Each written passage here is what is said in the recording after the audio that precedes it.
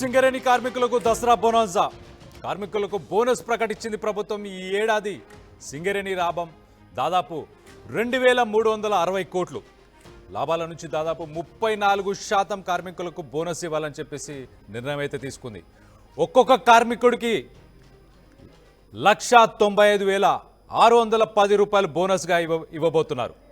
ఇటు కాంట్రాక్ట్ కార్మికులకు కూడా 5,500 బోనస్ని కూడా ప్రకటించారు। మొత్తం మీద అయితే కార్మికులకి 819 కోట్ల రూపాయలని ఈసారి బోనస్గా ఇవ్వబోతున్నారు।